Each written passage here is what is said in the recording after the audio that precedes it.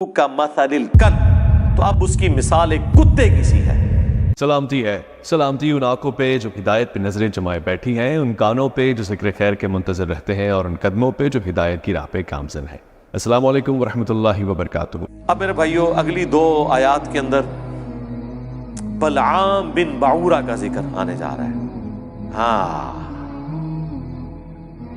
علماء کے فضائل بیان ہونے لگے ہیں، لیکن علماء سو کے کہتے ہیں کبھی کبھی علماء کے فضائل بھی بیان کریں۔ دیکھیں یہ اب قرآن میں جب آئیں گے تو ہم بیان کریں گے۔ بلعام بن بعورہ، بلعام بن بعورہ بھی اور بلعام بن بعورہ، یہ دونوں الفاظ کے ساتھ تفصیل ملتی ہے۔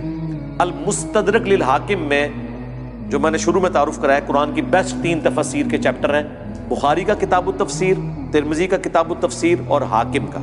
المستدرک للحاکم میں موجود ہے کہ یہ آیات ایک یہودی عالم کے بارے میں نازل ہوئی، بلعام بن بعورہ کے بارے میں۔ بڑا نیکوکار تھا اور صاحب کرامت تھا، آج کے دور میں سمجھ لیں علماء حقہ میں شامل تھا۔ علماء حقہ، اہل سنت والجماعت۔ علماء حقہ تو لفظ ہی غلط ہے، حقہ نہیں ہوتا، حق ہوتا ہے، پیش بھی پڑھ سکتے ہیں حقہ۔ تو یہ علماء حق میں شامل تھا اس زمانے کے، لیکن دنیا کا کتا بن گیا۔ اللہ نے پھر اس عالم کی مثال کتے کی مثال سے بیان کی ہے کہ جیسے کتے کے اوپر کوئی بوجھ ڈالیں تب بھی وہ ہانپتا ہے، نہ ڈالیں تب بھی وہ ہانپتا ہے، اس کی عادت ہے، ہر وقت اس کی راڑ ٹپکتی رہتی ہے، وہ زبان باہر نکال کے رکھتا ہے۔ وہ دنیا کا کتا بن گیا عالم۔ ہم نے اسے علم کے ذریعے بلند کیا، لیکن اس نے اپنے آپ کو پستی میں گرا لیا، موسیٰ علیہ السلام کا دشمن بن گیا۔ اللہ نے اس کی مثال کتے کی بیان کی، اور نبی علیہ السلام کی حدیث ہے ابو داؤد میں، ترمذی میں، کہ میری امت میں ایسے گروہ پیدا ہوں گے جن میں بدعات ایسے سرایت کر جائیں گی جیسے ہلکا کتا کسی کو کاٹ جائے، اس کے ایک ایک ریشے میں اس کا حلق پہنچ جاتا ہے۔ تو نبی صلی اللہ علیہ وآلہ وسلم نے اس امت میں ایسے فرقوں کا ذکر کیا جن کی ایک ایک رگ و ریشے میں بدعت گھس جائے گی، جیسے کتے کے کاٹنے سے حلق کود جاتا ہے۔ کتے کے کاٹنے کا کوئی علاج نہیں ہے، وہ ویکسین بھی اس وقت تک ہے جب تک کہ وہ وائرس ریڑھ کی ہڈی تک نہ پہنچے، ادروائز اللہ علاج ہے آج کے دن تک۔ تو اس پہ ہم نے عرض کیا تھا کہ وہ کون سا کتا ہے جو کسی کو کاٹ جائے اور اس کے اندر بدعات راسخ ہو جاتی ہیں؟ علماء، ظاہر ہے کہ کسی طبقے میں دین کے نام کے اوپر برائی کوئی کھلاڑی تو داخل نہیں کرتا، دین کا کسٹوڈین نہیں داخل کرتا۔ تو حدیث میں بھی کتے کی مثال اور ان آیات کے اندر بھی کتے کی مثال اللہ تعالیٰ نے بیان کی ہے بلعام بن بعورہ کے بارے میں۔ وَاتْلُ عَلَيْهِمْ نَبَأَ الَّذِي آتَيْنَاهُ آيَاتِنَا، ان کو پڑھ کر سنائیے اس شخص کا حال جسے ہم نے وارث بنایا تھا، اپنی آیات کا علم عطا فرمایا تھا۔ فَانْسَلَخَ مِنْهَا، وہ خود ہی اس سے پٹا توڑ کے نکل گیا، یعنی ہم نے تو اسے بلند کیا تھا لیکن اس نے نافرمانی کی روش اختیار کی۔ فَأَتْبَعَهُ الشَّيْطَانُ، تب اس کے پیچھے لگ گیا شیطان۔ فَكَانَ مِنَ الْغَاوِينَ، تو وہ بھی گمراہوں میں شامل ہو گیا۔ علم دیا تھا لیکن علم پر عمل نہ ہو تو علم کس کام کا؟ جب تک آپ اس سے فائدہ نہیں اٹھائیں گے، اس سے کوئی علم کو اللہ تعالیٰ کنڈیم نہیں کر رہا کہ وہ گمراہ اس لیے ہوا کہ علم والا تھا، نہیں، گمراہ اس لیے ہوا کہ علم کے باوجود اس نے اپنے علم کے مطابق عمل نہیں کیا۔ اگر علم نہ ہوتا تو وہ ویسے ہی گمراہ ہے، اس کا تو ذکر کرنے کی بھی ضرورت نہیں ہے۔ وَلَوْ شِئْنَا لَرَفَعْنَاهُ بِهَا، اور اگر ہم چاہتے تو بلند کر دیتے اس کا رتبہ۔ وَلَكِنَّهُ أَخْلَدَ إِلَى الْأَرْضِ، لیکن خود ہی اس نے اپنے آپ کو پستی میں گرا لیا۔ وَاتْبَعَ هَوَاهُ، اور اپنے خواہشات نفسانی کے پیچھے وہ لگ گیا۔ فَمَثَلُهُ كَمَثَلِ الْكَلْبِ، تو اب اس کی مثال ایک کتے کی سی ہے۔ إِن تَحْمِلْ عَلَيْهِ يَلْهَثْ، اگر اس کے اوپر کوئی بوجھ ڈالا جائے تب بھی وہ زبان ہانپے، او تترکہ یلہث، یا اسے اس کے حال پہ چھوڑ دیا جائے تب بھی وہ ہانپے۔ ذالک مثل القوم الذین کذبوا بآیاتنا، یہی حال ہوتا ہے ان لوگوں کا جو اللہ کی آیات کو جھٹلا دیتے ہیں. فقصص القصص لعلہم یتفکرون، تو اے نبی علیہ السلام انہیں یہ بات، یہ قصہ بیان کرے، شاید وہ غور و تفکر کریں، پلٹ آئیں اللہ کی طرف. ساء مثلا للقوم الذین کذبوا بآیاتنا، کیا ہی بری مثال ہے ان لوگوں کی جو ہماری آیات کو جھٹلاتے ہیں. وَأَنفُسَهُمْ كَانُوا يَظْلِمُونَ، اور وہ اپنی ہی جانوں پر ظلم کرنے والے ہوتے ہیں. مَن يَهْدِ اللَّهُ فَهُوَ الْمُهْتَدِي، جسے اللہ ہدایت بخشے وہی ہدایت پہ ہوتا ہے.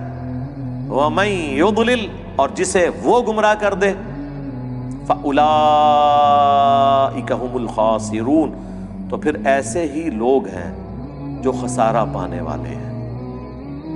اللہم اہدنا فیمن ہدیت، اللہم اہدنا الصراط المستقیم، صراط الذین انعمت علیہم غیر المغضوب علیہم ولا الضالین، آمین.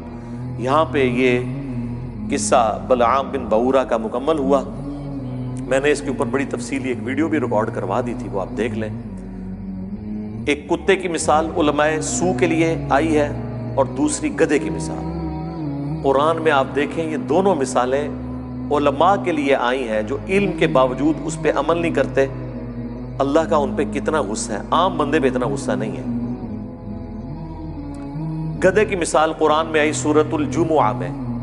علماء یہود کو اللہ نے کہا یہ گدھے کی مثال ہے، جیسا کہ گدھے کے اوپر کتابیں لاد دی جائیں. اللہ نے کہا کہ کتابیں لادی ہو نا گدھے پہ، اس کی مثال ہے علماء یہود. کیوں؟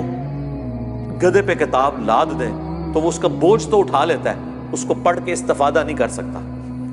تو وہ علماء جو علم سے استفادہ نہ کریں وہ گدھے کی مثال ہے. وہ لوگ جو علم سے استفادہ کر لیں، چاہے وہ ڈگری والے عالم ہوں یا بغیر ڈگری والے، ان کے بارے میں تو اللہ نے قرآن میں فرمایا انما یخشی اللہ من عبادہ العلماء، اللہ کی خشیت اور معرفت صرف ہے ہی اہل علم کو. ان کے بارے میں تو اللہ تعالیٰ نے فرمایا قل هل يستوي الذين يعلمون والذين لا يعلمون انما يتذكر اولو الالباب. اے نبی تم فرماؤ بھلا علم والے اور بغیر علم والے برابر ہو سکتے؟ نصیحت تو نہیں حاصل کرتے مگر عقل والے. ان کی تو تعریفیں اللہ نے کی ہیں، لیکن ان کو گدھا کہا کیونکہ گدھا استفادہ نہیں کر سکتا. لہٰذا وہ علماء جن کے شوکیسوں میں کتابیں رکھی ہوئی ہیں استفادہ نہیں کرتے تو وہ گدھے کی مثال ہے. علماء یہود کو پتا تھا کہ یہ وہی آخری پیغمبر ہیں، نبی امی. ان کی کتابوں میں پروفیسیز موجود تھیں لیکن انہوں نے نبی الاسلام کو نہیں پہچانا. آج بھی وہ علماء جو قرآن و سنت کو اپنے شوکیسوں میں سجاتے ہیں اور روب ڈالتے ہیں وہ لمبی لمبی کتابیں درسی نکال کے، عمل کوئی نہیں کر رہے، وہ گدھے کی مثال ہے. اور جو اللہ کے نبی کی بات پہنچاتا ہے بھولی بالی امت تک، اسے کہتے ہیں وہ جی گدھے پہ بھی کتابیں لا دی جائیں تو وہ کوئی عالم نہیں بن جاتا. انجینئر صاحب کتابیں رکھ کے تو کوئی عالم نہیں بنتا. سرکار یہ تو آپ کی مثال ہے. انجینئر صاحب تو کھول کھول کے اس میں سے بتا رہے ہیں جو استفادہ نہ کرے وہ گدھا ہوتا ہے، جو استفادہ کر لے اس کی تو تعریف ہے. اور حدیث میں صحیح بخاری مسلم میں آیا کہ نبی علیہ السلام نے فرمایا میں نے اپنی امت کے ان علماء واعظین کو کولو کے گدھے کی طرح اپنی انتڑیوں کے گرد چکر کاٹتے ہوئے جہنم کی آگ میں دیکھا ہے. جیسے کولو کا بیل ہوتا ہے نا، گدھا بھی یوز ہوتا تھا.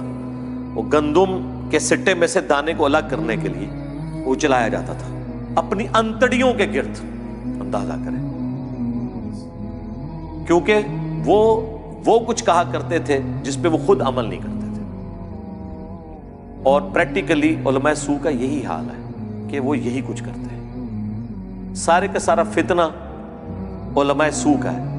علماء سو کا فتنہ اتنا بڑا ہے کہ وقت کا پیغمبر بھی ہونا یہ اسے بھی کامیاب نہیں ہونے دیتے، آخری درجے تک کوشش کرتے ہیں. عیسیٰ ابن مریم کے مقابلے کے اوپر کون کھڑا ہوا تھا؟ یہودی علماء. کوئی ان کے زمانے کا کوئی پلیئر تو کھڑا نہیں ہو گیا تھا، کوئی کشتی کرنے والا پہلوان تو نہیں آ گیا تھا.